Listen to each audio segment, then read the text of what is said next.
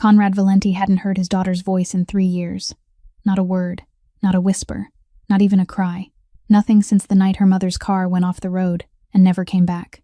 At 36, he controlled half the ports on the eastern seaboard and could end someone's life with a single phone call. But none of that mattered inside the second-floor bedroom where 5-year-old Petra sat surrounded by expensive toys she'd never touched, staring at walls with those pale gray eyes that looked exactly like her dead mother's. 6 nannies had tried and failed. Then Sloane Beckett showed up, a 27-year-old runaway with bruises hidden under long sleeves, $300 in cash, and absolutely no idea that the man who'd just hired her as a maid ran one of the most dangerous crime families in New York. She didn't try to fix Petra.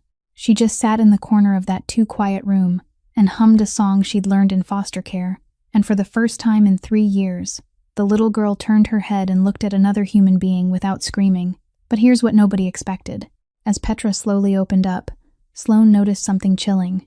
Every single time Conrad lied, every half-truth, every daddy's fine, when he wasn't his daughter knew. She couldn't remember his face, couldn't recall his name, but she could catch his lies like a living polygraph. And when Conrad figured out what she could do, he started bringing his men to her one by one, and the child's tiny reactions began exposing traitors that millions in security had missed.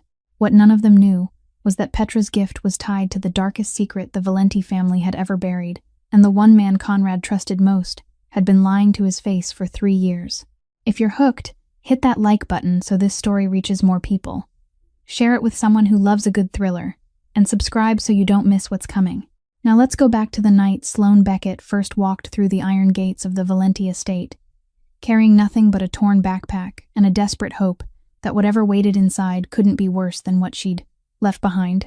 2 weeks before she walked through that gate, Sloane Beckett had been curled up in the corner of a bathroom in a cheap motel on the outskirts of Boston, her hand clenched around a burner phone she had bought with the last coins she took from the tip box hidden under the bed.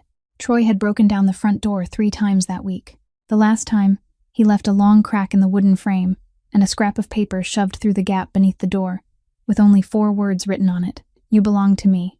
She didn't call the police because the last time she called, they came. Looked at Troy and the polite smile of a man who knew how to perform, then told her that husbands and wives argue, that's normal.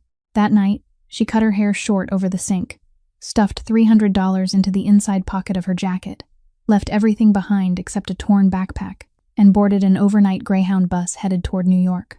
She didn't have a plan, didn't have anyone she knew, didn't have an address to go to. All she had was a message from a labor broker she had found on a community notice board at the station. Cleaning work, Long Island, room and board included, no questions about papers. To Sloane, it wasn't an invitation. It was a promise that no one would find her. The bus reached its final stop at nearly 11 o'clock at night. A black car was already waiting in the parking lot, headlights off, engine still running. The man who stepped out of the driver's seat looked as though he had been carved from granite, and then someone had forgotten to polish him. 52 years old, broad-shouldered, his face showing no expression except cold assessment. Orrin Kane looked Sloane over from head to toe without saying a word, then opened the back door of the car. No greeting, no introduction, no asking her name. Sloane understood at once that in the place she was about to enter, questions were a luxury no one could afford. The car drove for 20 minutes through roads that grew darker and darker, the trees thicker, the houses farther apart, until the streetlights vanished completely, and there was nothing left but the headlights sweeping through the dark. Then the iron gate appeared. It wasn't the decorative kind of gate on the rich houses Sloane had once cleaned by the hour. This was the kind of gate designed to keep people out, or keep people in. Cameras were mounted on every pillar, guards patrolled with radios on their shoulders. The gate opened with a code, then closed behind the car with the sound of metal striking metal, clear in the quiet night. The mansion stood at the end of a long white gravel drive, as if someone wanted you to have enough time to think twice before reaching the front door. Sloane didn't think twice. She was used to places where doors locked from the outside. 14 years in the foster care system had taught her one lesson. It didn't matter what the room looked like. What mattered was who held the key. The person holding the key here was Bet Morgan. She stood at the back kitchen door, 68 years old, her spine straight as a ruler, her eyes sharper than the security cameras outside. She didn't ask whether Sloane was tired, whether she was hungry, whether the trip had gone all right. She said, "Your room is in the basement, at the end of the hall on the left. Don't go up to the second floor after 9 o'clock at night. Don't enter the west wing of the house. Don't ask about Mr. Valenti. Don't speak to anyone in this house unless you're spoken to first.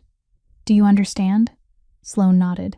Bet looked at her for another moment, as though searching for some sign, then turned away without another word. The room in the basement was smaller than the bathroom at the Boston Motel. A single bed, one drawer, one bare ceiling bulb, without a shade, but the door had a lock on the inside, and when Sloane turned the latch, that small click gave her something $300 couldn't buy anywhere else. The feeling that tonight, no one could break in. She lay down without changing her clothes, hugged the backpack to her chest, and for the first time in 2 weeks, Sloane Beckett slept without dreaming of Troy's footsteps in the hallway. She didn't know that on the second floor, right above her head, a 5-year-old girl was also awake, sitting on her bed in the dark, staring out the window with unblinking gray eyes. And tomorrow morning, both their lives would begin to change in a way no one in that mansion could have foreseen.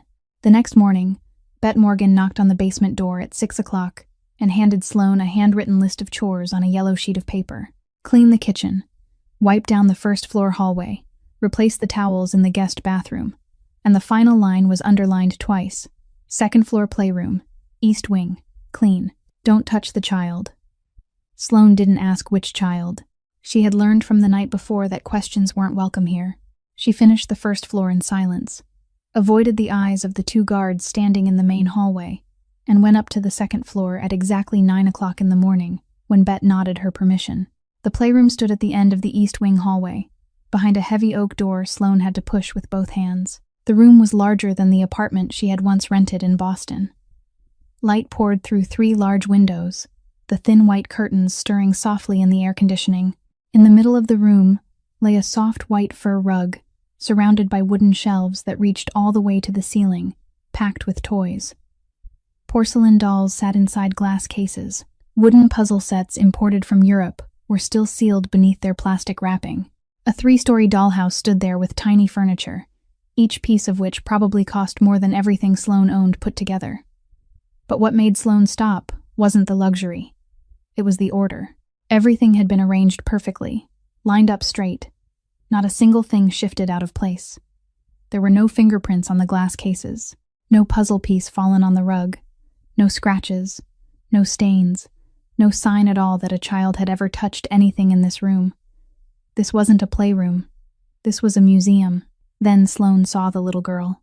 Petra was sitting in the farthest corner of the room, right beside the window, her back against the wall, both knees drawn up to her chest.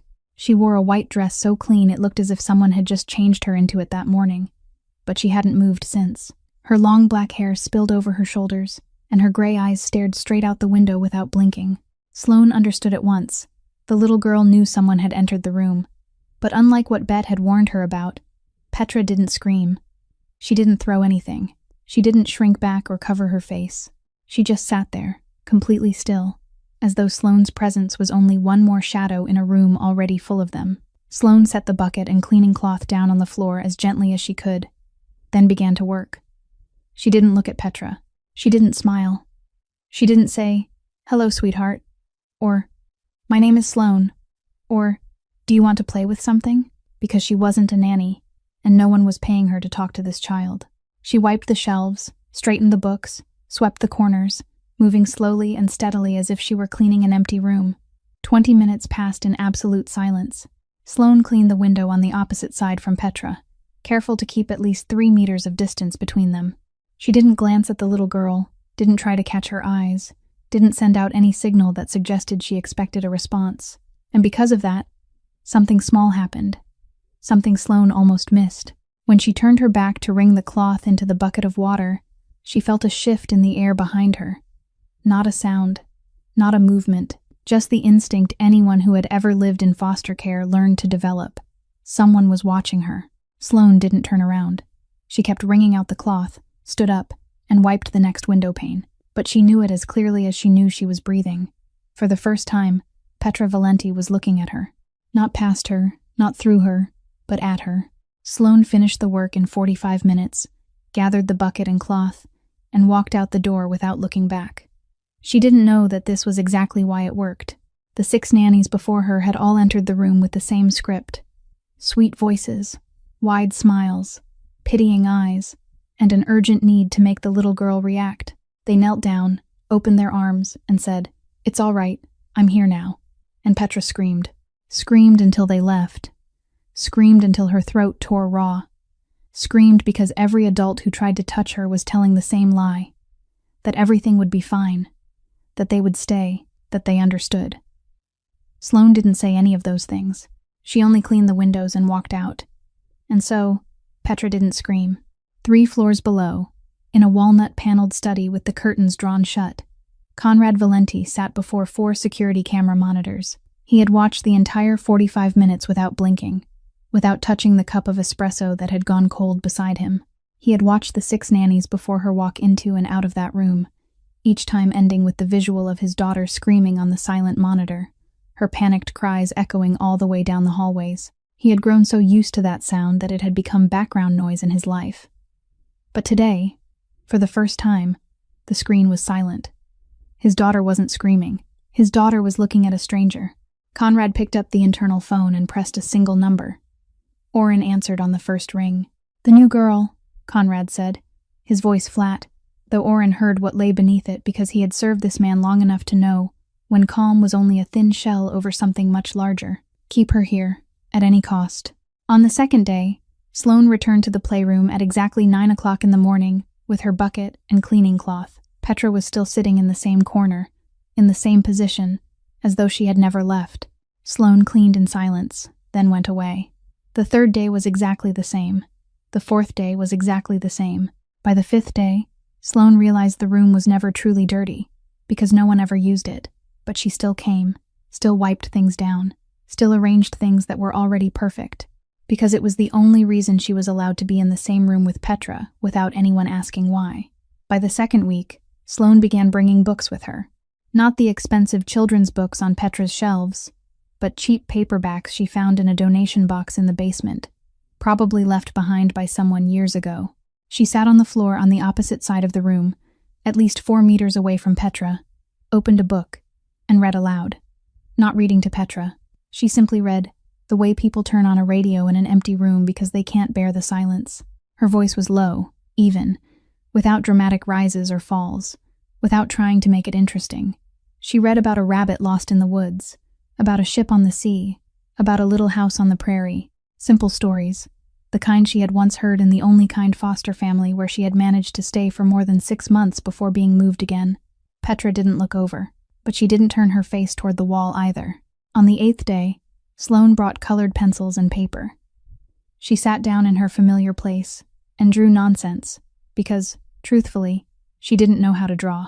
A tree leaning too far to the right, a cat that looked like a dog, a sun with uneven rays. She drew and read by turns, completely focused on the small world in front of her, and it was that focus Petra watched most carefully, because for the first time, there was an adult in the room who didn't demand anything from her. Didn't demand that she speak, didn't demand that she smile, didn't demand that she try or say good job or show me. Sloane was just there, like a piece of furniture that knew how to breathe, and that harmless presence slowly wore away the wall Petra had built around herself for 3 years. On the 9th day, Petra sat in the middle of the room instead of in the corner. Sloane didn't comment, didn't glance over, didn't react. On the 11th day, the little girl sat about 2 meters away from Sloane. On the 12th day, the distance shrank to less than 1 meter, close enough for Sloane to hear Petra's soft breathing when she read the part where the rabbit found its way home. Then came the 14th day. Sloane was drawing something she called a house, though it looked more like a shoebox with a chimney. The blue-colored pencil in her hand was so dull it barely left any color. She set it down and reached toward the box to find another one. Before her hand touched the pencil box, a tiny hand had picked up the red-colored pencil and placed it in Sloane's palm. Sloane went still. Her heart beat so hard she was afraid Petra could hear it. She didn't look down right away, didn't turn her head, didn't say, "Thank you, sweetheart," or, "Oh, you're so good." She only closed her fingers gently around the colored pencil, felt its almost weightless heaviness, and kept drawing, in red. The house now had a red door. That was all. No voice, no smile, no hug. Just one red-colored pencil passed from the hand of a 5-year-old to the hand of a 27-year-old. But it was the first time in 3 years Petra Valenti had willingly touched another human being, and everyone in that mansion knew what it meant, even though no one said it aloud. Bet Morgan knew. She stood at the playroom door, holding a tea tray no one had asked for, and witnessed the moment the colored pencil changed hands. She had been in this house for 30 years. She had seen Lydia walk in for the first time with gray eyes exactly like Petra's. She had held Petra from the moment the little girl was born, and she had listened to that child scream for 3 years. Scream until there was no scream left, until it became something much worse. Complete silence. Bet set the tea tray down on the hallway floor, took off her glasses, and wiped them on her apron because her eyes had suddenly blurred. Then she turned on her heel and walked away before Sloane, or anyone else, could see that the toughest 68-year-old housekeeper on Long Island was crying over a red-colored pencil. 3 days after the colored pencil, Conrad Valenti entered the playroom for the first time since Sloane had started working there. He came in the afternoon, still wearing his suit, his tie loosened, the smell of cigarettes and expensive cologne mingling together. Sloane was sitting on the floor reading a book, and Petra sat less than 1 meter away from her, closer than she had on any day before. When Conrad walked in, Petra didn't scream, didn't run, but her body changed at once. Her tiny shoulders tightened, both hands clutched the fabric of her dress, and her eyes didn't look at her father but dropped to the floor. It wasn't fear. It was a kind of alertness, Sloane recognized, because she had once reacted the same way every time Troy stepped into a room. Conrad knelt down about 2 meters from his daughter, his voice softer than any order he had ever given in his study. "Petra, Daddy has to go away on business for a few days. Just a few days. Daddy will be back before the weekend." Petra pushed away the plate of fruit Bet had left beside her and turned her face toward the wall. It wasn't a violent reaction. It was only a clear, cold refusal, as though the little girl had just heard something that wasn't worth answering. Conrad looked at his daughter for another moment, then stood up and walked out without another word. Sloane heard his footsteps leave heavier than when he had come in. She didn't know what business meant, and she didn't want to know, but she knew one thing clearly. Petra had just reacted to her father's words in a way she had never reacted to Sloane or anyone else in the house. That night, Sloane lay on the bed in her basement room, staring at the ceiling, and thought back. She thought about that same morning, when Bet had brought breakfast up for Petra and said, "Eat, sweetheart. Miss Bet made porridge for you." Petra had sat still, without reacting, without pushing the plate away, without turning aside, just sitting there, neutral, as if the sentence had not touched her in any direction at all. Then Sloane thought about the time Conrad had come into the room the week before and sat beside Petra's bed before the little girl went to sleep. He had said, "Daddy loves you, Petra." And Petra had not reacted. She had not pushed him away, had not turned her face, had not curled in on herself. She had only sat still, with the same neutral silence she had when Bet spoke about porridge. But when Conrad said he would be gone for a few days, and would be back before the weekend, Petra pushed the plate away and turned her face. Sloane began to realize there was a pattern. She sat up, found the only ballpoint pen she had in her backpack, and the backside of the chore list Bet had given her the week before, then began to write, not a diary, observation notes, the kind she had once seen the head nurse at a nursing home write about how Alzheimer's patients reacted when relatives came to visit. She divided the paper into 2 columns. On the left, what the adults said to Petra. On the right, Petra's reaction. "Daddy loves you," from Conrad, no reaction. "Eat, sweetheart," from Bet, no reaction. "Daddy will only be gone a few days," from Conrad. Pushed plate away, turned face. Over the next 3 days, while Conrad was away from the house, Sloane watched more carefully. When Orrin came into the playroom to check the camera and told Sloane, "Mr. Valenti will be back on schedule," Petra pulled both knees up to her chest. When Bet said, "You ate very well today," Petra sat still. When a new guard opened the wrong door, startled, and said, "Sorry, I didn't know anyone was in here," then closed it again, Petra didn't react at all. Sloane added each line to the paper, and the pattern grew clearer and clearer. True or harmless sentences. Petra remained quietly neutral. Lies, no matter how small, no matter how gently wrapped in the softest voice. Petra reacted with her body, pushing things away, turning her face, curling inward. The larger the lie, the stronger the reaction. Conrad came home right on Friday afternoon. He entered the playroom looking more tired than when he had left, with a faint bruise on the back of his right hand that he hid in his trouser pocket. He sat down beside Petra and said, "Daddy missed you. Everything is fine." Petra curled in on herself, gripping the fabric of her dress tightly with both hands, her eyes fixed on the floor. Sloane watched from the corner of the room, holding the book but not reading. She looked at Conrad, looked at the bruise he was hiding, looked at the exhaustion he was trying to cover with a forced smile, and understood why Petra had curled inward. Everything is fine was a lie, and the little girl knew. That night, Sloane added the final line to the paper, folded it, and tucked it into the inside pocket of her jacket.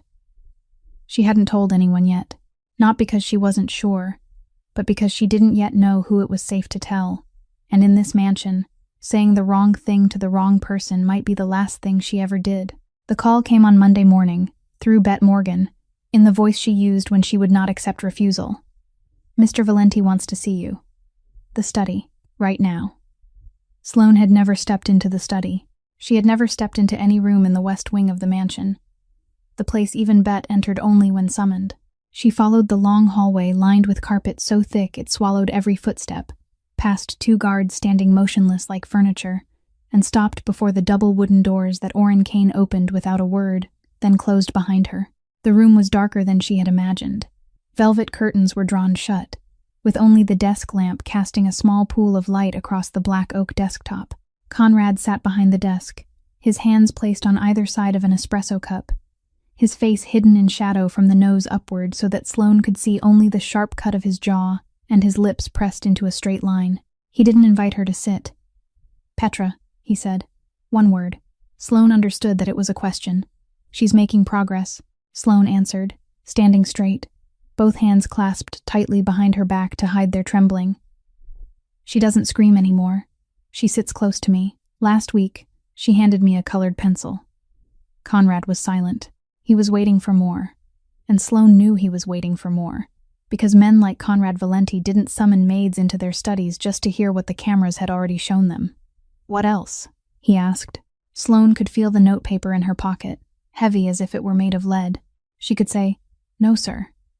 She could turn around, keep cleaning rooms, keep reading books, keep taking her pay, and living in this mansion without anyone looking at her a second time. That was the safe choice. That was the choice 14 years in foster care and 3 years with Troy had taught her to make. Lower your head, keep your mouth shut, survive. But Sloane thought of Petra, thought of the little girl curling in on herself every time her father said everything will be all right, thought of the invisible wall the child built around herself each day, adding another layer every time a lie slipped through the playroom door. And Sloane opened her mouth and said the thing she knew might be the last thing she ever said in this house. "She knows when you lie." Silence. The kind of silence Sloane could feel on her skin, in her bones. The kind of silence she used to hear in the moment before Troy raised his hand. Conrad didn't move. "Every time you say something to her that isn't true," Sloane continued, her voice shaking but not stopping, "she reacts, pushes things away, turns her face, curls up. But when you tell the truth, she stays quiet. I've watched for more than 2 weeks. The pattern hasn't been wrong once." She pulled the notepaper from her pocket and placed it on the edge of the desk. "She doesn't need more nannies or doctors. She needs her father to stop lying to her." Conrad looked at the paper. Then he looked at Sloane. When he lifted his head, the desk lamp caught his eyes, and Sloane saw what she had not expected. Not anger, but pain. Sharp as a knife, quick as lightning, then gone behind the mask he had worn his whole life. "Get out of my house," Conrad said, his voice flat. "Pack your things. Be gone before nightfall." Sloane nodded. She didn't beg, didn't explain, didn't plead for another chance. She turned and walked toward the door because she was used to being sent away. Foster care had taught her that every room was temporary, and Troy had taught her that the truth always had a price. She had just opened the double wooden doors when she heard it. Footsteps, small, fast, running across the hallway carpet. Sloane looked down and saw Petra standing right in front of her, black hair loose and tangled because she had just run down from the second floor, bare feet on the carpet, gray eyes wide open. The little girl looked at Sloane, looked at the backpack on her shoulder, looked at the study door open wide behind her, and understood. Then Petra Valenti, the little girl who had been silent for 3 years, the child who had refused every sound since her mother died, opened her mouth and let out a cry. Not a word, not a syllable, just a sound from deep in her throat, shrill, panicked, like the sound of a small wounded animal, and her 5-year-old hand grabbed Sloane's hand and squeezed it tight with a strength no one would have believed such a tiny child could possess. Sloane stood frozen, and Conrad, rising from the desk behind her, stood frozen too. He looked at his daughter, the child he had spent 3 years trying to reach with everything he had: money, doctors, nannies, toys, clinging to the hand of a maid he had dismissed 30 seconds earlier. Making her first sound since his wife died. That sound wasn't a call for her father. It wasn't anyone's name. It was the sound of fearing loss, and Conrad understood, because it was the same sound he held back inside his chest every night when he stood outside his daughter's door. "Stay," he said it. His voice broke on the second syllable, and Sloane heard something perhaps no more than 10 people in the world had ever heard. Conrad Valenti was begging. Not ordering. Begging. Sloane stopped, looked down at Petra, clinging to her hand, looked back at Conrad standing beside the desk, both hands braced on the wood, his head slightly bowed. She lowered the backpack from her shoulder. That night, Sloane couldn't sleep. The basement room was familiar, dark, and quiet, but her mind was anything but quiet. Near midnight, she went up to the first floor to get water and heard footsteps on the stairs. She stood pressed into the shadowed hallway, looking through the narrow opening of Petra's half-open door. Conrad was carrying his daughter, so gently it was as if she were made of glass. He laid Petra on the bed, pulled the blanket up to her chin, then sat down beside her. One of his hands rested on his daughter's hair, stroking slowly, evenly, again and again. Petra was asleep, but Conrad wasn't. He sat there in the dark, his back bent, his shoulders trembling slightly, in a rhythm Sloane needed a few seconds to understand wasn't from cold. The Mafia boss who controlled half the east coast of America, the man who could end someone's life with a phone call, was crying beside his daughter's bed at midnight, in a place where he thought no one could see him. Sloane pulled away from the crack in the door, walked softly down the stairs, and returned to the basement room with her heart heavier than when she had gone up. She lay down on the bed, closed her eyes, and for the first time wondered whether she was in a Mafia mansion or in a house full of people breaking apart with no one knowing how to put them back together. 3 days after the night in the study, Conrad called Sloane up to the second floor at 10 o'clock in the morning. Not to the study this time, but right outside the door of Petra's playroom. He stood there with Oren, both of them in suits as if they were about to walk into a board meeting, instead of standing outside the room of a 5-year-old child. Conrad looked at Sloane and spoke briefly. "Someone is coming to visit Petra today. One at a time. You sit beside her the way you always do. Watch. After each person, you tell me Petra's reaction." He didn't explain why. He didn't need to. Sloane looked at the notepaper she had placed on his desk 3 days earlier, now tucked neatly into the breast pocket of Conrad's suit, folded with care, and understood that he had read it closely, and now he wanted to test it. The first person entered the room at 10:30. A middle-aged man, about 45 years old, salt and pepper hair, a slightly rounded stomach, wearing a leather jacket. He stepped in with the awkwardness of someone who wasn't used to being around children, knelt about 2 meters away from Petra, and said, "Hello, Petra. I'm a friend of your father's. I'm very glad to meet you." Petra sat still. No reaction. She didn't curl in, didn't turn her face, didn't tighten her hands. Just quiet and neutral, the kind of quiet Sloane had recorded as a response to truthful or harmless words. The man stood up, nodded to Sloane, though she didn't nod back, and walked out. The second person came in 5 minutes later, younger, about 30, wearing a gray suit, hair neatly combed, a confident smile on his face. He knelt closer than the man before him, his voice smooth. "Hello, little Petra. I've always stood beside your family. I'm loyal to your father." Petra turned her face toward the wall. Both of her hands clenched the fabric of her dress. Sloane noted it. She didn't need to write it down this time because the reaction was as clear as daylight. The third person, an older man, about 60, scarred hands, tired eyes. He said, "I'm not good at talking to children, but your father asked me to stop by." Petra stayed quiet. The fourth person, a woman, about 40, carefully made up, her perfume heavy. She said, You're so beautiful. I'll always protect your family." Petra pulled her knees up to her chest, her eyes dropping to the floor. And so it went, all day long. 7 people entered the playroom, one by one, each saying 1 or 2 sentences to Petra before stepping out. Sloane sat beside the little girl, an open book in her hands, though she wasn't reading, her eyes never leaving Petra. After each person, she went out into the hallway where Conrad waited and said only one of 2 things: quiet or reaction. Conrad nodded each time. His face didn't change, but Sloane noticed that every time she said reaction, his fingers tightened more firmly around the phone in his hand. The final result of the day: 5 quiet, 2 reactions. Sloane didn't know who the other 5 were, what they did, or what they meant inside Conrad's empire. But she knew the 2 people who had made Petra turn away: the man in the gray suit who said loyal, and the woman with the heavy perfume who said protect. That night, Sloane lay in her basement room and heard cars leaving the mansion at nearly 2 o'clock in the morning. 2 of them. No headlights on. The next morning, the man in the gray suit did not appear at breakfast in the side dining room where the men under Conrad usually sat. The woman with the heavy perfume didn't either. Sloane asked Bet while washing dishes, "Where are the 2 people from yesterday?" Bet looked at her with an expression Sloane would never forget, half warning, half pity, then said, "You don't ask that question in this house." Sloane didn't ask again, but she understood, and that understanding changed everything, because from that day on, Sloane was no longer simply sitting beside Petra in the playroom. She began to be present in meetings where a maid had no reason to be present at all. Conrad asked her to bring Petra down to the living room when a group of men came to meet. She sat in the corner with the little girl on her lap, and while Petra drew pictures, conversations unfolded around her in a language Sloane needed several days to decode. No one said anything directly. Everything was coded. Shipment could mean weapons or cash. Handle it could mean anything from negotiation to something Sloane didn't want to imagine, and cleanup clearly had nothing to do with sweeping floors. She heard names. She heard locations: the Newark docks, a warehouse in Red Hook, a restaurant in Atlantic City. She heard sums of money she couldn't fully understand, because they were larger than everything she had ever known put together.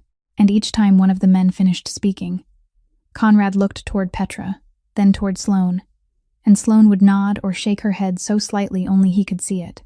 She became the interpreter for the 89-centimeter-tall lie detector Conrad Valenti trusted more than any technology money could buy.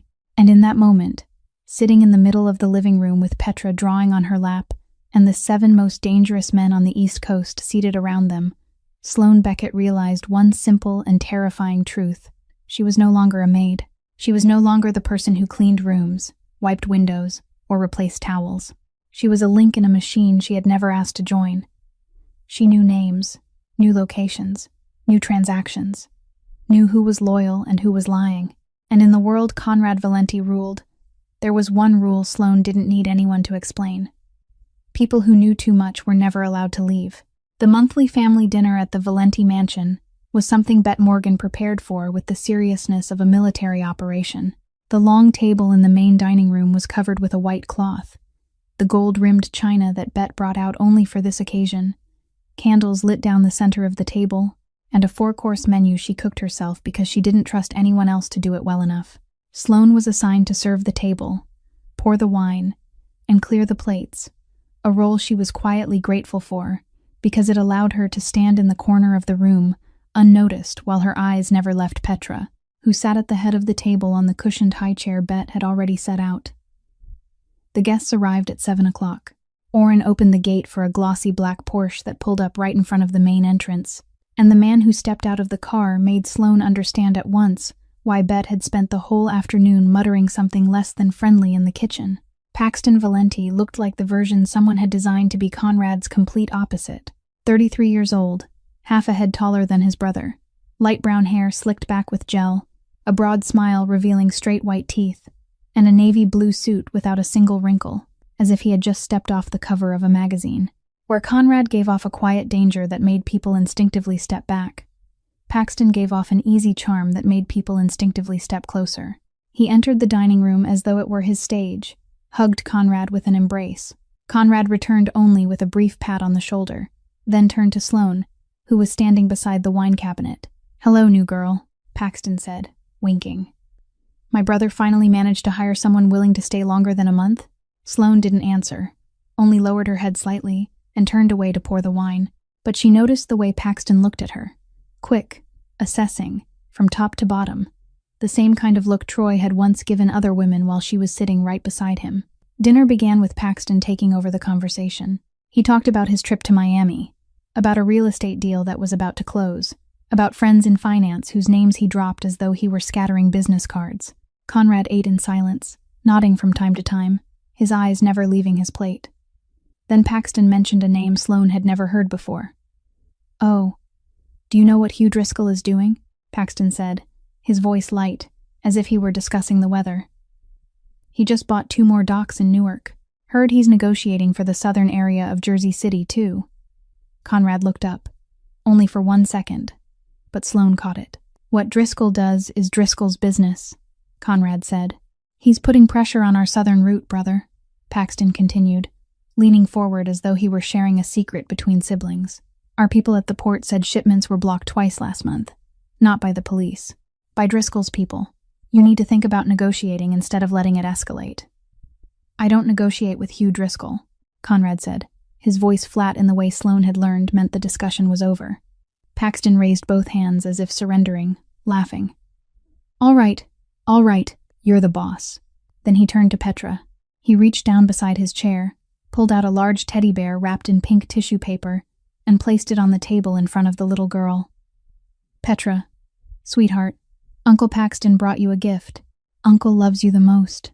He said it in the sweetest voice Sloane had ever heard a grown man use with a child, with a wide smile and warm eyes that would make anyone watching believe this was an uncle who loved his niece with all his heart.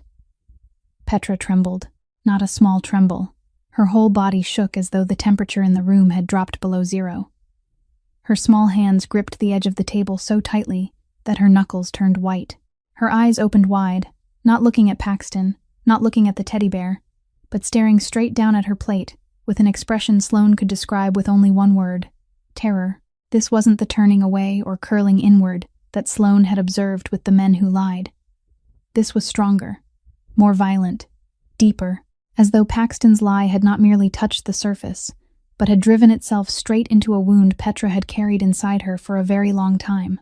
Longer than Sloane had been in this house. Sloane almost dropped the wine bottle. She set it down on the counter, her hand shaking, and tried to keep her face normal. Paxton didn't notice Petra's reaction, because he had already turned back to tell Conrad about a fishing trip he was planning, or he noticed and chose to ignore it.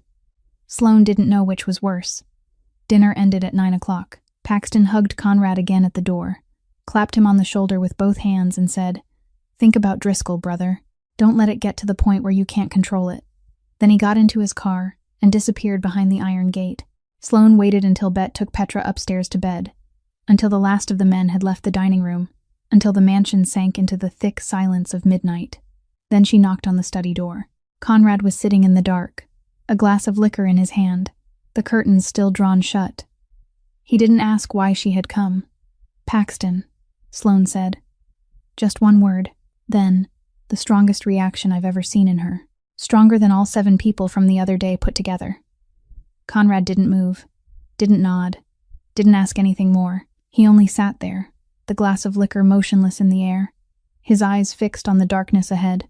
Sloane waited a few more seconds, then turned to leave when she understood that he had nothing to say, or too much to say, and no way to turn it into words. She didn't know that after she closed the door, Conrad remained in that study for 2 more hours, the liquor untouched, his left hand turning the wedding ring he still wore on his ring finger even though his wife had been dead for 3 years. And for the first time, he allowed himself to think the thought he had refused to think for 3 years, that Lydia's car crash might not have been an accident, and that perhaps the person he needed to find was not outside the iron gate, but sitting at dinner inside his own house. The sound came at 2:17 in the morning. Sloane knew exactly because she was lying there staring at the basement ceiling, eyes open, her mind still spinning with the image of Petra trembling in front of Paxton, when the baby monitor on the nightstand began to make a sound. Bet had given her the monitor the week before without explanation, simply setting it on the table and saying, "Petra's room, channel 3, then walking away. Sloane understood that this was Bet Morgan's way of saying she trusted her without having to admit it aloud. The sound from the monitor wasn't crying. Petra didn't cry. She hadn't cried since her mother died. It was breathing. Fast, shallow, urgent. The kind of breathing Sloane recognized at once, because she herself had breathed like that on the nights when Troy came home drunk, and his shadow fell across the bedroom wall. A nightmare. Sloane sat up, her feet touching the cold floor. An instinct drove her toward the door, before her mind could remind her that she wasn't allowed on the second floor after 9 o'clock at night. She ran barefoot up the stairs, through the first-floor hallway, where a guard looked at her but didn't stop her, because Oren had told the security team the week before that wherever that girl goes, Petra is there, and no one gets in the way. Up to the second floor, turning into the east wing, pushing open Petra's bedroom door. The little girl was sitting in the middle of the bed, the blanket wrapped around her body, gray eyes wide open in the dark, her whole body trembling like a leaf. No screaming, no crying, just trembling and breathing and staring at some point on the wall where Sloane knew there was nothing, but in Petra's eyes, there was. Sloane didn't turn on the light. She didn't say, "It's all right," because she had sworn to herself she would never lie to this child. She climbed onto the bed, sat beside Petra, and did the only thing she knew how to do when the darkness was too big and there was no one beside her. She sang. The song had no name. A simple melody with only 4 notes repeating again and again. A song a foster mother named Gail had sung to her when Sloane was 7 years old and afraid of the dark in a shared room with 3 other children. Gail was the only woman who had ever held Sloane while she cried, and 6 months later, Sloane was moved somewhere else and never saw Gail again. But the song stayed. It stayed through 14 years of foster care, through 3 years with Troy, through the night she fled on a Greyhound bus, and now it was here, in the bedroom of a child Sloane had known for less than 2 months, but understood better than anyone she had ever met. Sloane sang, and Petra listened. The little girl's breathing slowed. Her shoulders stopped trembling. Then, so lightly Sloane almost thought she imagined it, Petra leaned against her arm. Sloane didn't stop singing. She slipped an arm around Petra's shoulders, gently, ready to let go the moment the child stiffened. Petra didn't stiffen. She curled into Sloane's lap, as though Sloane were the only place in the world the nightmare couldn't reach. Her small hands gripping Sloane's nightshirt, her face pressed against Sloane's chest, and her whole body slowly stopped shaking. The song ended. Silence returned. And in that silence, a small voice broke open, hoarse and trembling because it hadn't been used for 3 years, only one word escaping from the lips. Sloane had never heard make any sound except the panicked cry from the week before. Stay. Sloane stopped breathing. Her arm tightened around Petra's shoulders, not because she wanted to hold on, but because she couldn't do anything else. 27 years. 27 years she had lived in this world, and not once had anyone ever needed her to stay. Foster care didn't need her because there was always another child to take her place. Troy didn't need her because he needed someone to control, not someone to love. Every job she had ever worked could have replaced her with anyone within a day. But this child who had been silent for 3 years, this child who had refused every touch, this child whom 6 nannies and dozens of doctors had failed to reach, had just used her first word to ask Sloane not to leave. Sloane cried, not out loud, because she didn't want Petra to worry, but tears ran down her cheeks and fell into the little girl's hair, and she didn't wipe them away because both her hands were holding the most precious thing she had ever been allowed to touch.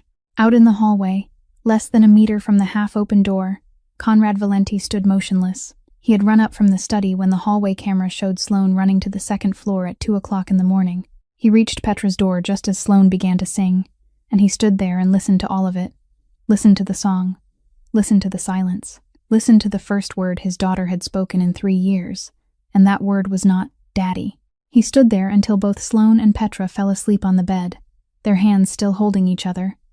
Then he turned away, walked down the stairs, entered the study, closed the door, and sat in the dark for a very long time. The next morning, when Sloane went down to the basement to get her things, there was a cream-colored envelope on the table in her room. Inside, a new phone still sealed in its box, a check for 3 times the amount of her previous month's pay, and a handwritten note in black ink. The block letters sharp and precise. Your room is being moved to the second floor. Beside Petra's room, no signature, none needed. Sloane's new room on the second floor was smaller than the basement room, but it had a window, and she had not expected the morning light slipping through the thin curtains to change the way she woke up so much. On her first night in the new room, Petra had another nightmare at nearly 3 o'clock in the morning. Sloane only had to take 5 steps across the hallway instead of running up 2 flights of stairs. And when she held Petra until the little girl fell asleep again, she sat in the chair beside the bed and kept watch until morning because she didn't want to go back to her room and have to run over again. At 5:10, Petra's door opened a little. Sloane looked up, her eyes burning from lack of sleep, and saw a hand place a cup of coffee on the floor right beside the crack in the door. It wasn't Bet's hand because Bet wore rings on 3 fingers and always kept her nails painted pale pink. This was a man's hand, broad, with long fingers, and a faint scar running across the back of it. Conrad's hand. Then the hand withdrew. Footsteps faded across the carpet, and not a single word was spoken.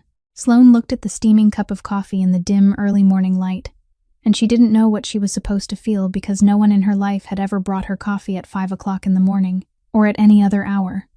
It happened again and again. Every night Sloane stayed awake watching over Petra. The next morning the cup of coffee appeared at the crack in the door. There were never any words with it. Conrad didn't mention it during the day, didn't look at her differently in meetings, didn't change the way he nodded or shook his head when she reported Petra's reactions. But the cup of coffee was always there, right on time, made exactly the way she drank it. Black, no sugar. She didn't remember telling anyone that she drank her coffee black. Petra continued making progress with Sloane. The little girl began saying short phrases, not complete sentences, only tiny fragments of language, like a child learning how to speak all over again. Hungry, when Sloane asked whether she wanted breakfast. Read book when she wanted to hear Sloane read. No, when Bet tried to comb her hair, and Petra only wanted Sloane to do it. But with Conrad, the silence remained whole. He came into the playroom every afternoon, sat down a few meters away from Petra, spoke gently about anything he could think of, and the little girl didn't respond. She didn't turn away, didn't curl inward because he wasn't lying, but she also didn't look at him, didn't speak to him, didn't touch him, as though he were a wall she had decided not to see. Sloane watched it kill Conrad slowly every day. He didn't say it out loud, but she saw it in the way his shoulders sank when he walked out of Petra's room, in the way he stood outside the door for a few more seconds before turning away, as though waiting for a sound that would never come, in the way the glass of liquor in the study emptied earlier and earlier. One afternoon, while Petra was napping and Sloane was folding clothes in the little girl's room, Conrad stopped at the door. "Why does she speak to you and not to me?" he asked, his voice low, not angry, only tired. Sloane didn't turn around right away. She finished folding the shirt in her hands, set it down, and only then answered, "Because she's afraid of losing more people. Her mother was here and then disappeared. 6 nannies were here and then disappeared.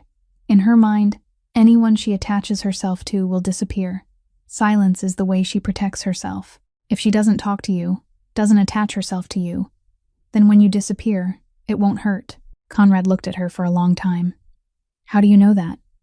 Sloane didn't answer, but when she reached up to the high shelf to take down Petra's box of hair clips, her sleeve slipped to her elbow, and she saw Conrad see the old scars on the inside of her wrist. Not self-inflicted marks. Marks from being gripped, pulled, twisted until the skin tore. Troy's handprints had become scars on her skin. Sloane tugged her sleeve down, and both of them pretended the moment hadn't happened. But it had happened, and Conrad had seen. And Sloane knew he understood because his eyes changed for a split second in a way she couldn't bear. Not pity, but recognition.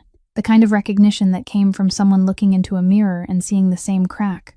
That night, Petra went to sleep early after a long day of saying 4 new words to Sloane, her record so far. Sloane went down to the kitchen to eat dinner alone, as she always did because she always ate after everyone else had finished, a habit from foster care she had never been able to break. She was sitting in front of a plate of pasta Bet had saved for her in the oven when she heard familiar footsteps. Conrad entered the kitchen, not wearing a suit, just a white shirt with the sleeves rolled up, tired in the way he only allowed himself to look tired when none of his men were around. He said nothing. He opened the wine cabinet, took out a bottle of red, poured 2 glasses, set one in front of Sloane, then sat down in the chair opposite her. The silence stretched nearly a minute before he spoke, not looking at her, but at the wine in his glass. "Lydia used to sit exactly where you're sitting now, every night. She waited until I was done with work, and then we'd have a late meal together. It was the only time of day when I didn't have to be Conrad Valenti. I was only her husband, Sloane didn't say anything.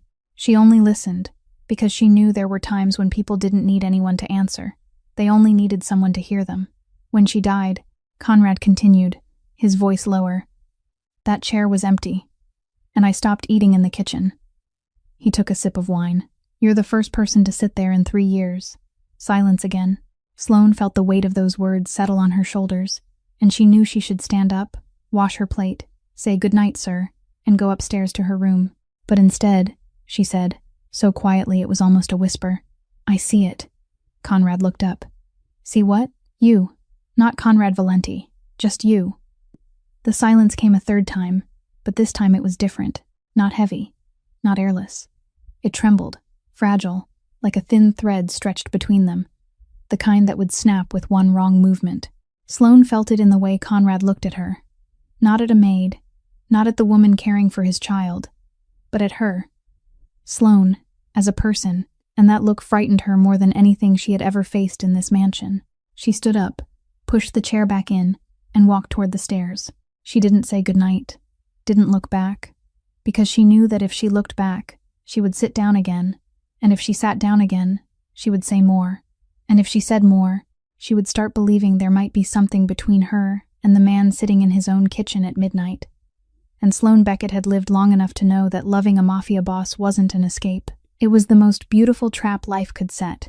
While Sloane was learning not to look back when she left the kitchen, and Conrad was learning not to follow, Troy Beckett was sitting in a rundown apartment rented by the month in Dorchester on the outskirts of Boston, surrounded by empty beer cans scattered across the floor, staring at the photo the private detective had just sent to his phone. The picture had been taken from a distance, grainy, but clear enough for Troy to recognize Sloane's short hair as she stepped out through the iron gate of a mansion he didn't know the location of. The detective's name was Greer, a former cop fired for drinking on duty, who now made a living following cheating wives and runaway debtors. Troy had hired Greer 3 weeks earlier with borrowed money from a loan shark, and today Greer called back in, a voice half excited and half worried. I found her. Long Island. But listen to me. The house she's staying in isn't a normal house. Guards, cameras, steel gate. I ran the license plates going in and out, and the name that came up was Valenti. Conrad Valenti. Do you know who that man is?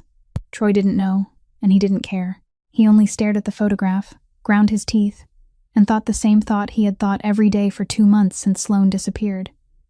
She belonged to him, and no one was allowed to keep her. He had told the Boston police that Sloane had stolen the Honda Civic registered in both their names, taken the savings from their joint account, and left home without telling him. A search alert had been issued for theft of property, not a missing person, because Troy knew how to make himself look like the victim. He had been doing it for 3 years. Every time the neighbors called the police after hearing things breaking and screams coming through the walls.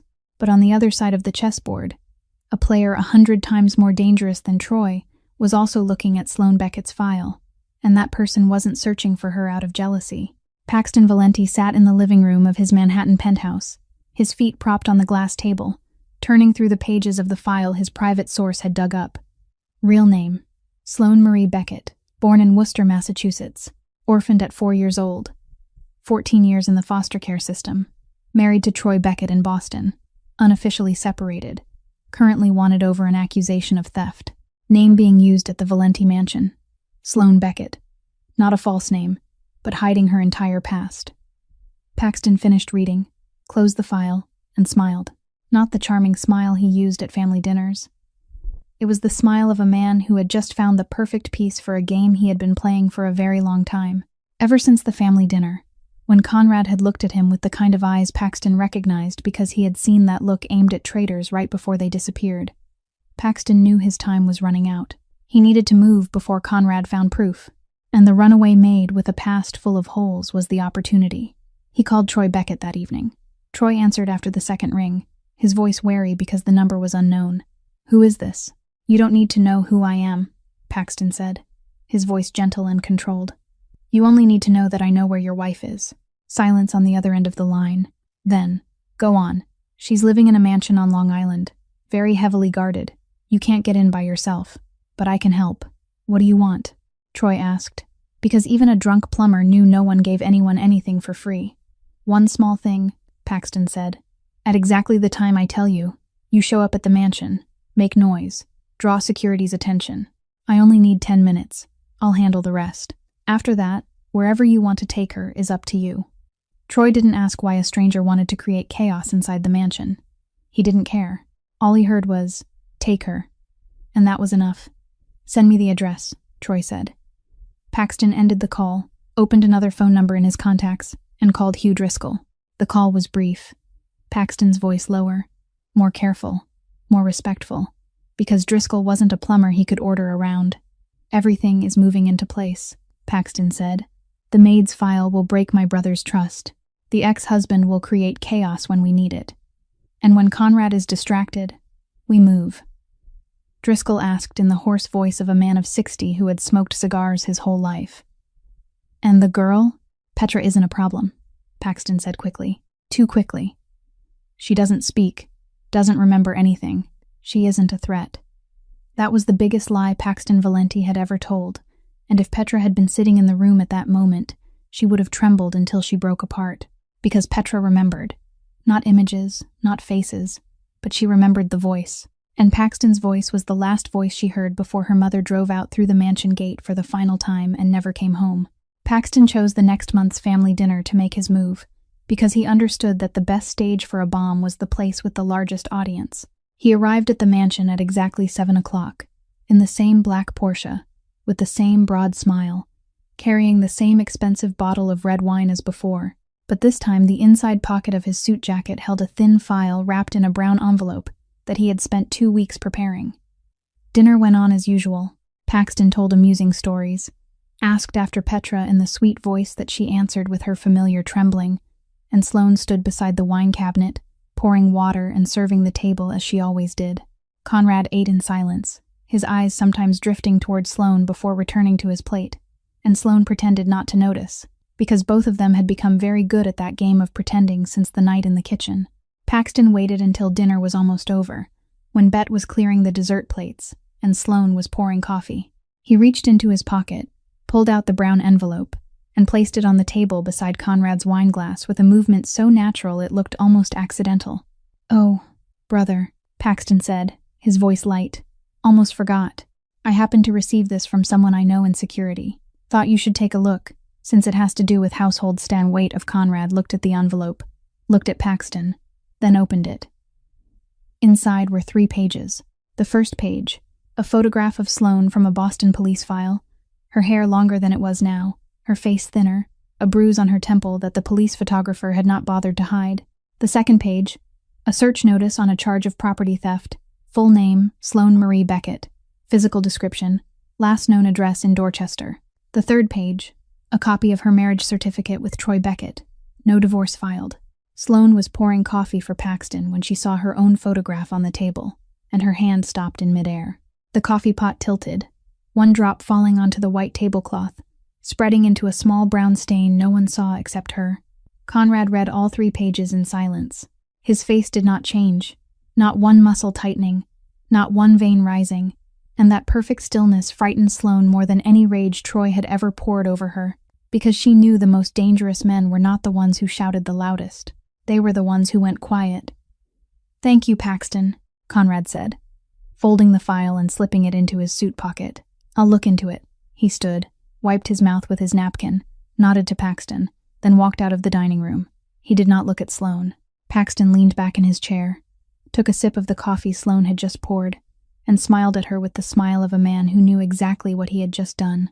Sloane set the coffee pot down, her hands not trembling because she had used every bit of strength she had to keep them still, and continued clearing the table. She knew the summons would come. It came 15 minutes later, through Bet, in 3 words. "Study. Now." This time, when Sloane stepped into the study, the desk lamp was not on. There was only the light from the computer screen shining across Conrad's face, cutting shadows into sharp edges that made him look like a statue carved from stone in anger. The file lay open on the desk, Sloane's police photograph facing up, the eyes in the picture staring straight at her like an older version of herself making an accusation. Conrad did not invite her to sit. He did not ask whether she knew why she was here. He only said, "Sloane Marie Beckett, married, wanted for theft. Everything you've told me since the first day was a lie." Sloane took a breath. "Not everything. Your name?" Real. Your past? I hid it. Your husband? Not divorced because I didn't have enough money to hire a lawyer and couldn't stay in one place long enough to file. Conrad threw the file across the desk. The 3 pages scattered over the carpet at Sloane's feet. 3 months, he said, his voice low, controlled. But Sloane heard what lay beneath it, because she had heard that voice long enough to know when calm was only a thin layer of skin over a deep cut. 3 months you've lived in my house. Taken care of my daughter. Sat in meetings you never should have sat in. Known things you never should have known. And all that time, you lied to me about who you are. I didn't lie to you about anything important. Who you are isn't important? Sloane looked straight into his eyes. She had trembled the first time she faced Conrad in this room. She did not tremble now, not because she wasn't afraid, but because she had been afraid of so many things in her life. And fear, like anything else, had a limit. Troy Beckett, she said, her voice clear.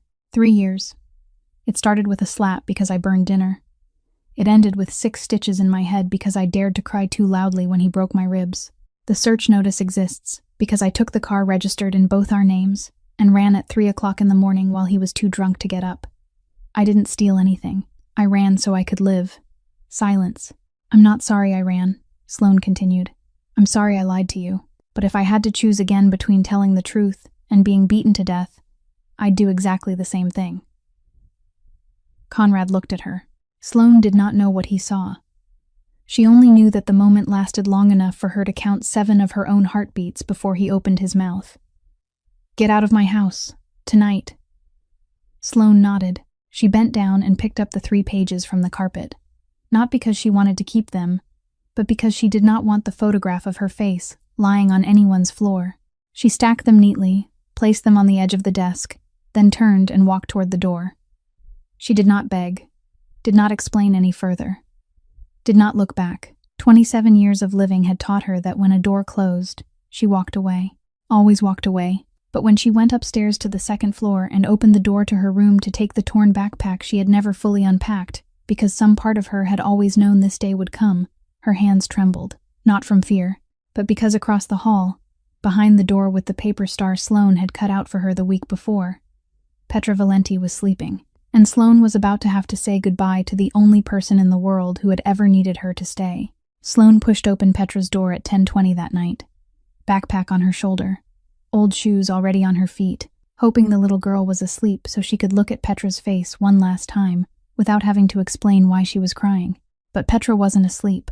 She was sitting on the bed, the blanket wrapped around her shoulders, gray eyes wide open and staring straight at the door as if she had known Sloane would come. Maybe she had heard the footsteps in the hallway. Maybe she had heard the sound of the backpack zipper through the thin wall between their rooms. Or maybe, in the way only children who had lost too much could understand, she simply felt when someone was about to leave, because her body had been trained to recognize that signal since the night her mother last walked through this door. Sloane set the backpack on the floor, knelt beside the bed, and tried to smile. The smile didn't make it. Petra, she said, her voice trembling, though she had rehearsed this sentence in her head for the past 10 minutes. Miss Sloane has to go now. Petra looked at the backpack on the floor, looked at the shoes Sloane already had on, looked at Sloane's red eyes. Then the little girl looked back at Sloane's face, and in those 5-year-old gray eyes, Sloane saw something she recognized at once, because she had seen it in the mirror every day for 27 years. The fear of being left behind. Petra opened her mouth. Not a short phrase, not a single word. A complete sentence, her voice small, trembling, hoarse from nearly 3 years of disuse, but every syllable clear, as if she had been holding this sentence inside her chest for a very long time, and tonight it had broken the door down by itself. Don't go, like Mommy went and didn't come back. Sloane couldn't breathe. She was kneeling on the floor of a 5-year-old child's bedroom in a Mafia mansion, and she couldn't breathe, because that sentence had pierced through every layer of armor 27 years had built around her, and touched the 4-year-old child inside her, who was still waiting for someone to come back and get her, from the day her birth mother left her at the door of Worcester Hospital and never returned. Then Petra cried. Tears ran down the little girl's cheeks for the first time since the night her mother died 3 years earlier. Not screaming tears, not panicked tears, silent tears, falling steadily, her shoulders shaking softly, the kind of crying that comes from a child who has held on too long and can't hold on anymore. Sloane climbed onto the bed, held Petra, and cried with her. She didn't say, "I'll stay," because she didn't know if she could keep that promise. She only held her, and Petra clung to her with both hands, both legs, her whole small body curled into Sloane, as if Sloane were the only thing keeping her from falling into the black pit she had been sitting on the edge of for 3 years. 3 floors below, in the study, Conrad Valenti sat before 4 security camera monitors and watched everything unfold. He watched Sloane enter Petra's room with the backpack, watched Petra open her mouth. He couldn't hear the sound because the mansion's security cameras did not record audio, a rule he had set from the beginning to protect his meetings. But he didn't need to hear to understand. He read his daughter's lips, read every word, "Don't go," like mommy went and didn't come back. And he watched his daughter cry. For the first time in 3 years, he saw tears on Petra's cheeks, on a low-resolution black and white screen, and it was the most beautiful and most painful image he had ever seen in his life. His daughter was speaking. His daughter was crying. His daughter was coming back to life. And all of it was happening in the arms of a girl he had thrown out of his house 1 hour earlier. Oren stood behind him, silent through it all, because he knew when to leave Conrad alone with his thoughts. But now he stepped forward, placed one hand on the back of Conrad's chair, and said in a low, even, unhurried voice, "Paxton wants her out of this house. The question isn't who she is. The question is why Paxton wants her gone." Conrad did not take his eyes off the screen. "Find it for me," he said. "Find out where Paxton got that file. Find out who supplied the information. And find out who else he's been in contact with." Oren nodded and walked out. 48 hours later, Oren returned to the study with the results. Sloane's file did not come from someone in security, as Paxton had claimed. It came from a private detective named Greer, in Boston, who had been hired by Troy Beckett. And Paxton had contacted Troy directly 2 weeks before the family dinner, through a prepaid phone number Paxton had bought with cash at a convenience store in Newark. Not coincidence, not accident. Paxton had actively searched for Sloane's past, actively contacted her abusive former husband, actively staged that moment at the dinner table to break apart the one thing that was slowly bringing Petra back into the world. Conrad sat listening to Oren's report, his face unchanged, his hand turning the wedding ring on his ring finger. When Oren finished, Conrad said, his voice so flat it was more frightening than any shout, "Paxton didn't stumble across anything. He's playing chess. And he just told me he's more afraid of that girl than he is of me." He stood, buttoned his suit jacket, and added one more sentence before walking toward the door. "Sloane Beckett isn't going anywhere." Sloane didn't know she had been kept until the next morning, when she carried her backpack down to the first floor and Brogan stood blocking the front door. He didn't say much, because Brogan never said much. He only shook his head once and said, "Mr. Valenti's orders, you don't leave the mansion." Security reasons. Sloane wanted to ask whose security, hers or Conrad's, but she looked into Brogan's eyes and understood that the answer wouldn't change the result. She went back up to the second floor, set her backpack in her room without unpacking it, and crossed the hall to Petra's room. The days that followed were strange. Conrad didn't speak to Sloane. No cup of coffee appeared at the crack in the door. No glance passed over her in the hallway. He disappeared into the study and into closed meetings with Oren, voices carrying through the walls though she couldn't make out the words. But he didn't throw her out again. And the absence of an order to leave, in Conrad Valenti's world, was the closest form of forgiveness he knew how to give. Petra was the opposite. Ever since the night she cried and spoke her first complete sentence, the door that 3 years of silence had locked shut no longer closed all the way. It didn't swing wide open. It only stayed open enough for small pieces of language to slip through. More and more each day. Longer and longer each time. "I want to draw the house with the red door. Miss Bet's porridge today isn't as good as yesterday's. I like it when Miss Sloane reads the book about the rabbit more than the ship." Every sentence Petra spoke made Sloane have to hold back tears, because every sentence was proof that inside that silent little girl, there had always been a child waiting to speak, needing only someone patient enough to wait. But with Conrad, Petra still did not open her mouth. She looked at her father when he entered the room, no longer turning her face away, but she did not speak, as though the door had opened a little for Sloane, yet remained locked to him, and Sloane saw that eat away at Conrad every day, though he never admitted it. Then came Thursday afternoon, 1 week after the collapse. Sloane was sitting on the playroom rug, Petra in her lap, both of them drawing. Petra was drawing a house, the same house she drew every day, though each day she added one new detail. Today, it was a tree in the front yard. Then suddenly, with no warning, Petra put down her colored pencil and said, her voice small but clear in every word, "Uncle Paxton lies the most." Sloane's hand stopped. "More than Daddy," Petra continued, her eyes still on the drawing. "He says he loved Mommy, but he didn't love Mommy." Sloane set her own pencil down very gently, afraid any sudden movement would make Petra close the door that had just opened. "How do you know he didn't love Mommy?" she asked, keeping her voice as steady as she could. Petra was silent for a long while. Her little fingers turned the familiar red pencil. The pencil she had first handed to Sloane many weeks earlier, and now always kept with her. "I remember that night," Petra said, "the night Mommy left." Sloane stopped breathing. "I heard his voice. He was home. He talked loud to Mommy. Mommy cried.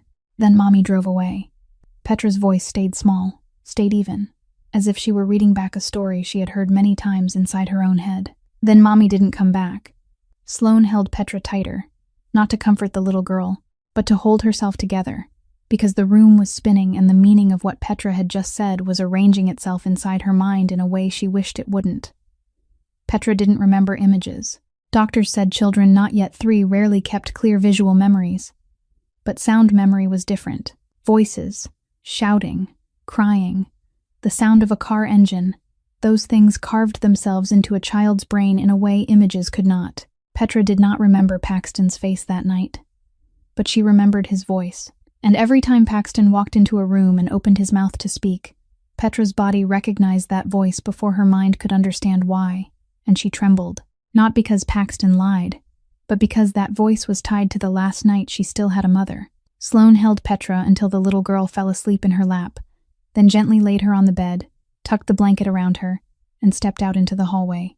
She stood outside Petra's door for 3 minutes, both hands clenched tight, her head resting against the wall, breathing. Then she went down the stairs, through the first-floor hallway, past the 2 night guards, and stopped before the study door.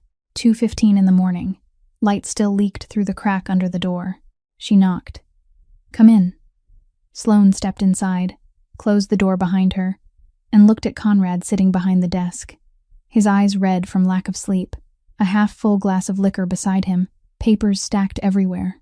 He looked at her, and for the first time since the night he had thrown her out, his eyes were not cold, only tired, utterly tired. "Petra told me about the night Lydia died," Sloane said, without circling around it because 2 in the morning was not the hour for circling around anything. "She remembers the voice. She said Paxton was in the house that night. Paxton was talking loudly to Lydia. Lydia cried. Then Lydia drove away and didn't come back. Conrad did not move. Not one muscle in his face tightened. Not one finger clenched. He sat so still, Sloane thought he had not heard her, until she realized that the stillness itself was the reaction, the body of a man using every ounce of strength he had not to break apart right there. The silence stretched on. Sloane counted 23 seconds before Conrad opened his mouth, and when he spoke, his voice was no longer flat. It trembled. For the first time, Sloane heard Conrad Valenti's voice tremble. "If this is true," he said, each word slow as though every one was a heavy stone he had to lift and set down. "I've let my wife's killer sit at dinner with my daughter. For 3 years.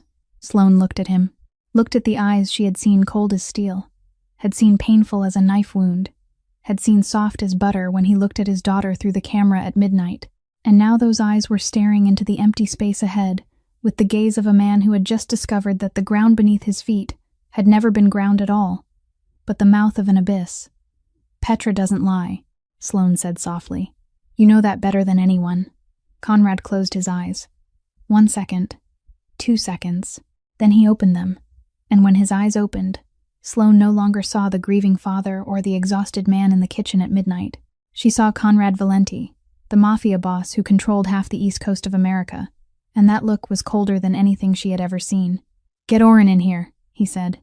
Conrad took 1 week to prepare the trap, and every detail was calculated with the precision of a man who had spent his whole life arranging the pieces before his opponent could even see the board. He called a family meeting at the mansion on Saturday night, invited all the capos, invited Paxton under the reason of discussing strategy to deal with Driscoll, and invited Hugh Driscoll himself under the reason of peace negotiations. The very thing Paxton had suggested at the family dinner many weeks earlier. Paxton accepted at once, and that eagerness only confirmed what Conrad already knew. His younger brother thought he was winning. Driscoll arrived at 7 o'clock with 2 personal guards, whom Orrin required to leave their weapons at the gate.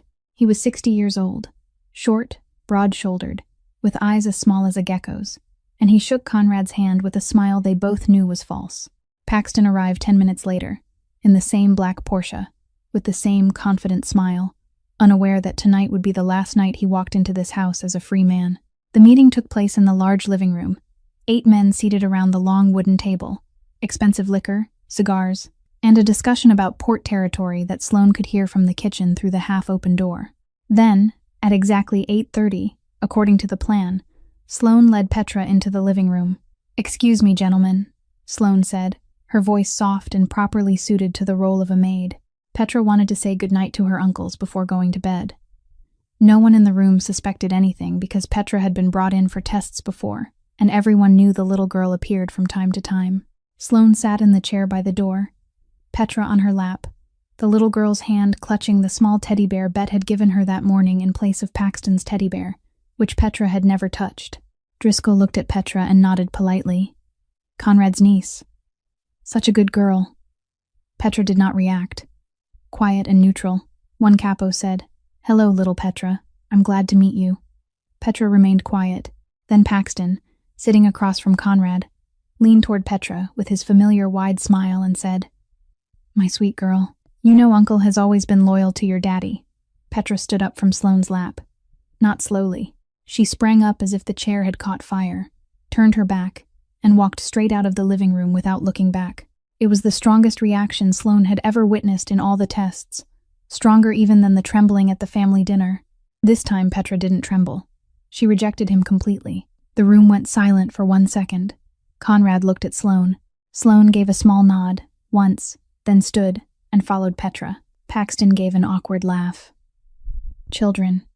Whoever knows with them. But that smile died on his lips when he realized Conrad was looking at him, and those were not the eyes of a brother. At the same time, at the mansion's west side gate, a figure slipped through the fence, using the gate code Paxton had texted to Troy Beckett 3 hours earlier. Troy was drunk, not completely, but enough to be reckless, squeezing through the side gate and running toward the house. He was holding a baseball bat, because it was the only thing he had. And there was only one thought in his head. Find Sloane, drag her back. The camera caught Troy within 30 seconds. Brogan met him in the first-floor hallway within 1 minute. Troy swung the bat. Brogan dodged, turned, and pinned Troy to the floor with a move that did not require a weapon, because his opponent was a drunk plumber, and Brogan had taken down people far more dangerous. Troy lay face down on the marble floor, his hands locked behind his back, his mouth screaming Sloane's name. The noise echoed across the first floor. Guards ran toward the hallway, and Paxton, who had been waiting for exactly this moment, rose from the meeting table and said, "I'll go check on Petra," then disappeared up the stairs before anyone could react. Sloane had taken Petra up to her room the moment the little girl left the living room. She heard the noise on the first floor, heard Troy's shouting, a voice she recognized instantly because it had haunted her for 3 years, and survival instinct moved before thought could. She pushed Petra into the room, locked the door, dragged the bedside table in front of it for good measure, then sat on the floor and held the little girl against her chest, her back pressed to the wall, her eyes fixed on the door. Her heart was pounding so hard she could hear it in her ears. Petra was not trembling. The little girl sat still in Sloane's lap, eyes wide but not panicked, as though Sloane's presence was enough for her to believe she was safe. Footsteps came down the hallway, stopped in front of the door. A knock. "Sloane, open the door. I'm here to take Petra somewhere safe." Someone broke in downstairs. Paxton's voice. Smooth. Worried just enough. Perfect. Petra looked up at Sloane's face and whispered in a voice so small only Sloane could hear it. "Lie." Sloane tightened her hold around Petra. She did not answer, did not open the door. "Sloane, listen to me, open the door." Paxton's voice grew more urgent. "Petra needs to be taken somewhere safe." Silence from inside. Then another voice, from the hallway, behind Paxton. Deep, flat, cold as winter metal. "Step away from that door." Conrad stood 3 meters from Paxton, Orrin behind him, two guards blocking both ends of the hallway. Paxton turned back, his smile still in place. "Brother, I just wanted to protect Petra." "Like you protected Lydia?" Conrad said. The smile on Paxton's face died, not fading slowly. It died instantly, like a light cut off, and behind it was the real face Sloane had never seen through any camera or at any dinner. Panicked eyes, clenched jaw, rigid shoulders. "What did you say?" Paxton asked, but his voice had changed. "The night Lydia died," Conrad said, taking one step closer. "You were in the house. You argued with her. She cried. She drove away. And you never told me. Who told you that? The girl?" Paxton forced a laugh. "You're trusting a mentally unstable 5-year-old? My daughter is not mentally unstable," Conrad said, and for the first time in the conversation, his voice was no longer flat. There was fire beneath it, the kind of fire smoldering under ash that, once it rose, would burn everything down. "My daughter has never been wrong. Every traitor she pointed out was real. And you, Paxton, you are the one who made her tremble the hardest." Paxton looked around. 2 guards blocked the hallway. Oren stood behind Conrad. There was no way out. "The brake line," Conrad said. "You cut Lydia's brake line." It was not a question. Paxton looked at his brother. 10 seconds. 20 seconds. Then his shoulders collapsed. So quickly it was as if someone had pulled the spine out of his body, and the mask of 33 years fell to the floor. "She found out," Paxton said, his voice breaking. "She found out I was dealing with Driscoll. She threatened to tell you. I didn't mean to kill her. I only wanted her scared. I only wanted her quiet. But the brake line, it was raining that night. She was driving too fast." "Stop," Conrad said in a whisper, and through the door, Sloane heard that it was the most dangerous voice she had ever heard from him, not because it was loud, because it was so quiet it almost no longer sounded human. Conrad took another step toward Paxton, and Sloane saw his hand clench, the veins rising on his wrist, and she knew he wanted to kill Paxton right there. She knew he could, and she knew the only reason he did not. Because behind this door, his daughter was listening. "Oren," Conrad said, without taking his eyes off Paxton. "Take him away." Oren stepped forward, took Paxton by the arm, and pulled him down the hallway. Paxton did not resist. He walked like a sleepwalker, eyes empty. And the last thing Sloane heard before the footsteps disappeared down the stairs was Paxton saying, small and shattered, "I'm sorry, brother." Conrad did not answer. He stood alone in the middle of the hallway, both hands hanging at his sides, staring at the empty space where Paxton had just stood. Then he stepped to Petra's door, rested his forehead against the wood, and knocked gently. "Petra, it's Daddy. It's safe now." Silence inside. Sloane looked down at Petra in her lap. The little girl looked up, large gray eyes steady. Not frightened, not panicked, only waiting. Sloane nodded softly. Petra stood on her own, walked to the door, rose onto her toes to turn the lock, and pushed the door open. Conrad was kneeling outside, his eyes level with his daughter's, and Petra looked at him, looked straight into his eyes for the first time since her mother died, then ran into his arms. "Daddy." One word, small voice, clear, not trembling. Conrad held his daughter, both arms closing around that tiny body, his face buried in Petra's hair, and Sloane stood behind them, watching the shoulders of the most powerful man on the east coast of America shake in waves as he cried without sound, for the first time not in the dark, not at midnight when he thought no one could see, but right here, in the bright hallway, in front of Sloane, and he did not care because nothing mattered anymore, except the child in his arms who had just called him Daddy. Sloane leaned against the doorframe, tears running down her cheeks, not wiping them away, and she watched father and daughter hold each other on the hallway floor of a Mafia mansion, and she knew that no matter what happened after tonight, this moment had changed everyone in this house in a way no one could ever return from. In the weeks after that night, everything moved so quickly, it felt as though someone had pressed fast forward. Driscoll left the mansion the moment he heard Paxton had been taken into custody, and he knew the game was over before it could begin the way he had wanted. But Hugh Driscoll was not the kind of man who accepted defeat without trying to drag his opponent down with him. 2 days later, through an intermediary lawyer in Newark, he handed the FBI every document on the Valenti family's illegal operations, including port transactions, smuggling routes, lists of men under Conrad, and enough evidence to make sure that if Conrad did not act first, the federal justice system would act for him. Conrad sat in the study with Finch Garrity, the family lawyer, for 4 straight days. Finch laid out 2 choices: fight in court and possibly lose 20 years, or accept a plea agreement, become a federal witness against Driscoll, and receive a 3-year sentence with the possibility of release after 18 months for good behavior. Conrad did not hesitate for long. He looked at the camera monitor on the desk, looked at Petra sitting in the playroom drawing pictures with Sloane, and signed the agreement. 3 years, Finch said, possibly 18 months. 18 months, and when I come out, my daughter won't have to carry the name of a criminal's daughter. Conrad said, worth it. While Conrad prepared for the day in court, Finch handled another matter Conrad had requested: Sloane's file. Finch filed a complaint against Troy Beckett for domestic violence in Suffolk County Court in Boston, attaching medical evidence he had collected from hospital records from the 3 times Sloane had been admitted during her 3-year marriage. The request for a restraining order was approved by the court within 2 weeks. Troy was summoned, did not appear, and the no-contact order was issued in his absence. For the first time in her life, Sloane held official papers saying the law stood on her side. She held the court order in the mansion kitchen, her hands shaking, and Bet Morgan stood beside her, pouring her a cup of tea without saying a word because Bet knew there were moments when silence was the only thing respectful enough. The night before Conrad went to court, he called Sloane into the study. This time the lights were on, the curtains were open, and Conrad was not sitting behind the desk but standing beside the window, looking out over the garden where Petra had begun playing outside for the first time the week before. He turned to look at Sloane, and she saw that he looked different. Not because of his clothes or lack of sleep, but because for the first time since she had stepped into this house, he was not wearing any mask at all. Take care of Petra while I'm gone, he said. Finch will handle the finances. Bet will stay. Brogan will protect both of you. Sloane nodded. And Sloane? He said, his voice lower, slower, as though each word had to cross an inner wall he was breaking down himself. I'm trying to become the kind of man my daughter can be proud of.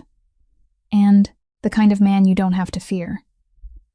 Sloane looked at him, looked at the man who had thrown her out and then kept her, who had cried beside his daughter's bed at midnight, who had left a cup of coffee at the crack of the door at 5 o'clock in the morning without a word, who had chosen prison so his daughter could have a clean future. And she said, I was never afraid of you. 18 months was not as short as the number sounded.